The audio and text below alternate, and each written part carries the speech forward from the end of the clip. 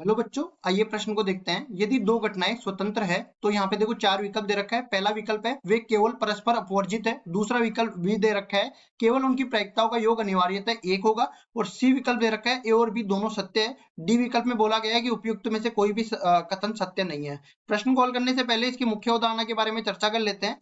मुख्य अवधारणा, अब देखिए यहाँ पे सबसे पहले हमें पता होना चाहिए परस्पर अपवर्जित घटनाएं कब होती है, स्वतंत्र घटनाएं कब होती है। तो बोलेंगे कि दो घटनाएं हैं, माना दो घटनाएं दो घटनाएं ए व बी स्वतंत्र है, स्वतंत्र है। और देखो स्वतंत्र होने का मतलब ये होता है कि एक घटना के घटित होने का प्रभाव दूसरी घटना पर ना पड़े और इनके बीच में ये देखो ये सार्वसत्य होता है कथन कि पी ए इंटरसेक्शन बी का मान किसके बराबर होता है, पी ए गुणा में पी बी के बराबर। दोनों के एक साथ घटित होने की प्रायिकता बराबर होती है अलग अलग घटित होने की प्रायिकताओं के गुणनफल के बराबर। ठीक है, अब इसके बाद और बढ़ते हैं। परस्पर अपवर्जित घटनाएं, माना माना दो घटनाएं, इसको बोलेंगे माना दो घटनाएं परस्पर अपवर्जित है। दो घटनाएं परस्पर परस्पर अपवर्जित है, अपवर्जित या परस्पर अपवर्जी है।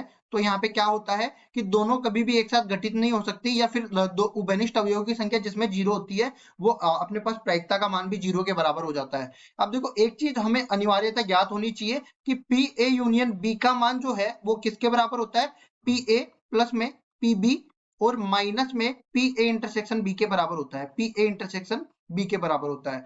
अब देखो यहाँ पे हम लोग और भी आगे बढ़ते हैं और बोलते हैं इस तरीके से।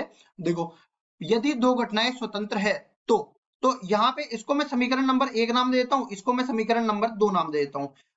ध्यान से देखिए, अगर दो घटनाएं स्वतंत्र है और इस पहले कथन के बारे में बात कर लेता हूँ, वे केवल परस्पर अपवर्जित होगी। तो यहाँ पे समीकरण एक और दो से स्पष्ट है, समीकरण एक व दो से अगर स्वतंत्र है और वो अपवर्जी है, इसके लिए पीए गुणा में पीबी का जो मान है वो जीरो के बराबर होना चाहिए अनिवार्यतः है। लेकिन और यहाँ से क्या होता है कि पीए का मान जीरो हो या फिर पीबी का मान जीरो हो, लेकिन ये तो हमेशा सत्य नहीं है, हमेशा सत्य नहीं है, हमेशा सत्य नहीं है। तो पहला वाला जो विकल्प है वो गलत हो गया। अगर पहला वाला गलत हो गया तो सी तो अपने आप ही गलत हो गया। अब बी के बारे में चर्चा कर लेते हैं। तो देखो बी क्या कहता है कि केवल उनकी प्रायिकताओं का योग अनिवार्यतः एक होगा। तो देखो हमने क्या कहा कि पी ए यूनियन बी का जो मान है ना वो किसके बराबर होगा, पी ए प्लस में पी बी और माइनस में पी ए इंटरसेक्शन बी के बराबर होगा। ठीक है जी। अब देखो हमें इन दोनों की प्रायिकता को योग करना है, तो पी ए प्लस में पी बी किसके बराबर हो जाएगा, ये बराबर हो जाएगा पी ए यूनियन बी और प्लस में यहाँ पे पी ए इंटरसेक्शन बी का मान किसके बराबर हो जाएगा, पी ए गुणा में पी बी के बराबर हो जाएगा। अब देखो क्या मैं हम लोग कह सकते हैं कि इसका मान एक होगा, हम लोग नहीं कह सकते क्योंकि इनके अलावा कोई और भी तो घटना घटित हो सकती है। जैसे मान लो मैं बोलूं यहाँ पे कि एक अपने पास वेन आरेख है, इस वेन आरेख में यहाँ पे कुछ है और यहाँ पे कुछ है। ये यू सार्वत्रिक समुच्चय को निरूपित करता है। ये ए समुच्चय है, ये बी समुच्चय है, ये अपने पास ए इंटरसेक्शन बी वाला समुच्चय है, ए इंटरसेक्शन बी। और इन दोनों का मान कुल मिला के अपने पास ए यूनियन बी के बराबर होगा। ये ए यूनियन बी के बराबर आ गया। अब मैं ये तो नहीं हो सकता ना कि ए और बी में अवयवों की संख्या हमेशा ही जो है केवल ए और बी में रहे, सार्वत्रिक समुच्चय में इनके अलावा कोई और अवयव हो ही नहीं।